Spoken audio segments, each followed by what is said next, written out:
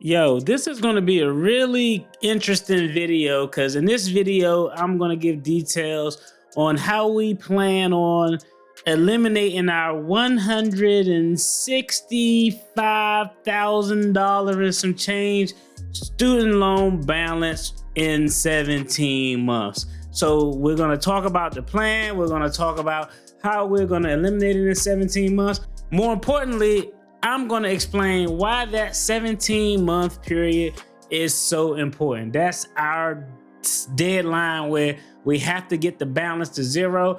I'm going to tell you how we're going to do it. Stay tuned. Let's get it.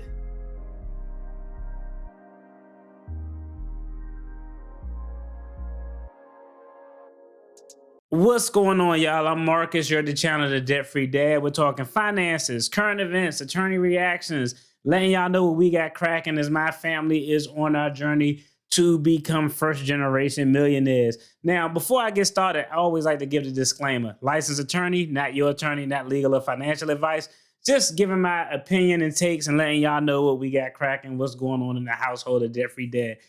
Before I dive in, shout out to all of my OG subscribers, all the new subscribers, everybody who's been supporting the boys channel. I definitely appreciate you and got love for all of y'all. Even the cats who hit the dislike button, I rock with y'all too. So let's talk about where we are. For anybody who's new, we started out with $239,000 of combined student loan debt with my wife and myself.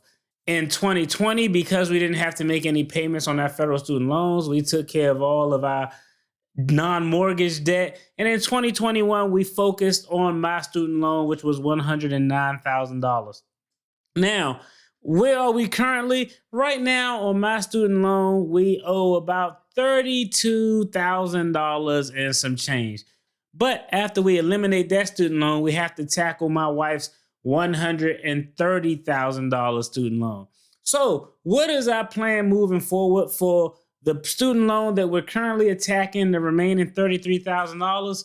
Well, we're just going to knock it out with the same effort that we did for the most part last year. We're going to look to put anywhere between $2,000 to $3,000 per month on this student loan. It may go up, it may go down. It just depends on how the budget plays out at the end of the month. If there's no surprises, we may be able to put more. If some things come up, we may be able to put less. We haven't paid anything on it in February, because in February, if you're looking at the channel, y'all already know, I had a few randomized emergencies that came up that caused us to have to cash flow because we didn't want to go on our emergency fund. So we cash flowed those, cut back on our student loan payoff, but we do plan on picking back up next month.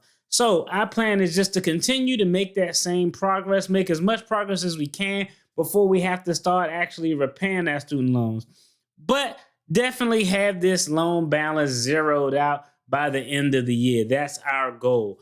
Now, after that, we have to attack my wife's $130,000 loan. How in the world are we going to do it? And how are we going to eliminate the $130,000, the $32,000, whatever the numbers are that we got total in 17 months?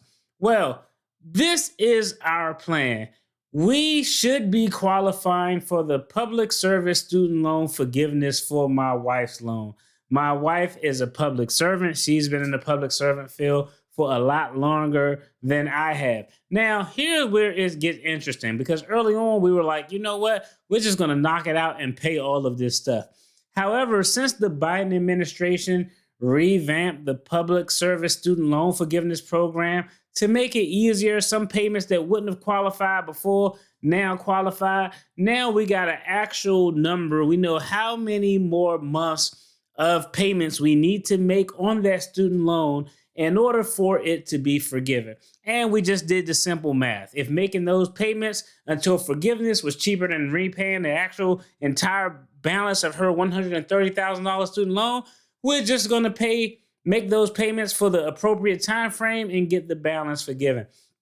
So, and the rules used to be crazy. Like if you paid extra on your monthly bill, those payments wouldn't qualify. So shout out, hey, I got to give credit where the credit is due. they did clean it up to make it so more payments would qualify. So our magic number is 17. Now, this is why the magic number 17 is so important. My wife has 17 months until she qualifies for student loan forgiveness.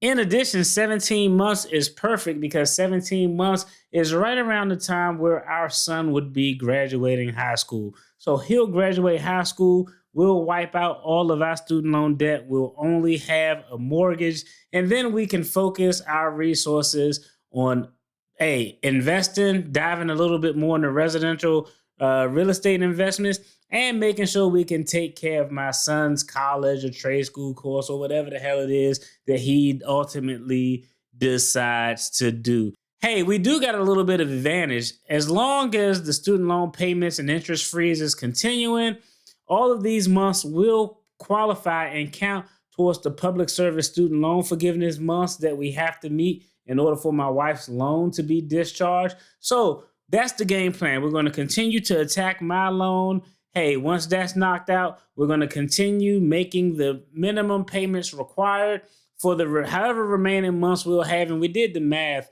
Once all of the forgiveness period is over with and the forbearance period is over with, we'll have about 12 to 11 months of payments we'll have to make on my wife's student loan. Then those loans will be discharged and forgiven. So our student loan payments on her loan, once they start back up, will probably be about $1,300 a month. That's significantly cheaper than the $3,300 a month that we were paying to knock out my student loan. So that's the game plan. 17 months from today, hey, my son will be graduating. My loan should be taken care of. My wife's loan should be discharged.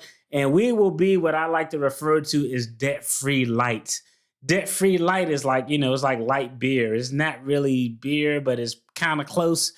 Debt-free light, where you have no debt except your mortgage. And once we get there, then we're going to turn to the next chapter in our financial journey. And y'all know I'm going to make sure to take y'all along. If you enjoyed this video, make sure you check out the video on the screen. There's going to be more content that you will enjoy.